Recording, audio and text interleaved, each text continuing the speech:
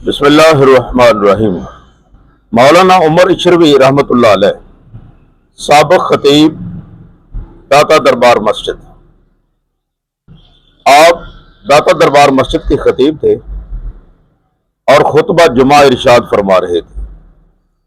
शान औलिया का जिक्र हो रहा था। दाता साहब का जिक्र भी शुरू हो गया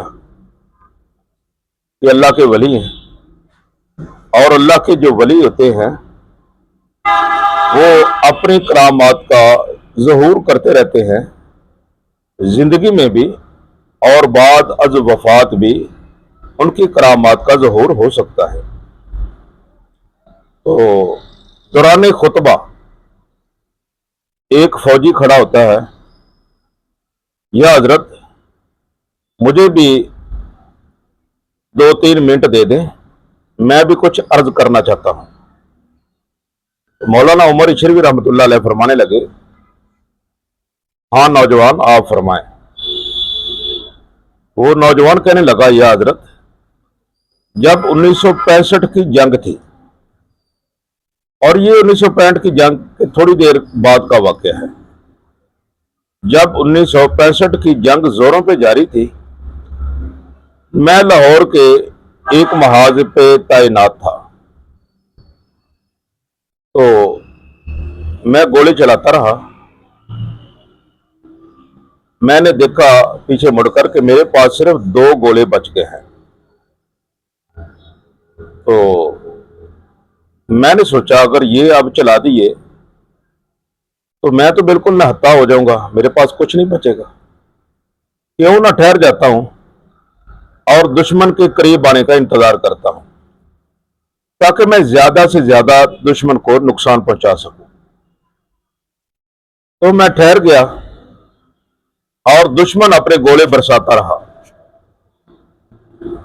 तो इसी असरा में मैंने देखा कि एक बाबा जी अचानक तशरीफ लाए और मेरे कंधे को थपथपाया और फरमाने लगे, नौजवान तुम गोले क्यों नहीं चलाते?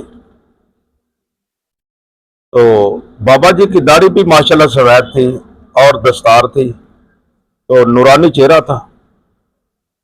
मैंने अर्ज की, बाबा जी मेरे पास सिर्फ 2 गोले हैं और दुश्मन अभी थोड़ा सा दूर है। मैं इंतजार कर रहा हूं कि जब दुश्मन करीब आएगा फिर मैं ये 2 गोले चलाऊंगा, ताकि दुश्मन का ज्यादा से ज्यादा नुकसान कर सकूं। तो बाबा जी फरमाने लगे, नौजवान तुम्हें डरने की जरूरत नहीं है, तुम गोले चलाओ, मैं पकड़ाते जाता हूं और तुम चलाते जाओ। तो वो नौजवान कहता है, रब्बे काबा की कसम है मौलाना उमर साहब, मैं गोले चलाता गया और वो बाबा जी मुझे गोले पकड़ाते गए। अब तक मैंने बहुत ज्यादा गोले चलाए और दुश्मन को वहां से भगा दिया। तो जब दुश्मन दूर चला गया और उनके गोलों की आवाज बंद हो गई, तो मैंने पीछे मुड़कर देखा तो बाबा जी के हाथ में वही 2 गोले थे, मेरी तरफ देखकर मुस्कुरा रहे थे। सुभान अल्लाह। फरमाने लगे, है नौजवान ये पकड़ अपने 2 गोले, जो तेरे थे अब तू मुझसे वापस ले ले। तो मैं हैरान रह गया और बहुत ज्यादा मैं वे हैरत हुआ कि ये क्या हुआ। मैंने तो इतने गोले चलाए हैं कि मुझसे शुमार नहीं हो सके, और ये 2 गोले अभी भी बाबा जी के पास हैं। तो बाबा जी जाने लगे, कहने लगे, नौजवान ठीक है मैं फिर चलता हूं, आप इस महाज पे कायम रहना, अल्लाह मदद करेगा, अल्लाह की मदद आ चुकी है। तो मैंने कहा, बाबा जी आप कौन हैं? अगर मेरे कमांडर ने पूछ लिया तो मैं क्या बताऊंगा, क्या जवाब दूंगा? आप जरा अपना थोड़ा सा तारुफ तो कराते। तो बाबा जी जाने लगे, कहने लगे, नौजवान सुन, मुझे मुझे दाता अली हजवेरी कहते हैं। सुभान अल्लाह। तो मैं तेरी मदद को आया था, अल्लाह ने तुम्हारी मदद कर दी है। सुभान अल्लाह। देखिए, अगर अल्लाह अपने फरिश्तों से काम ले सकता है तो अल्लाह अपने वलियों से भी काम ले सकता है।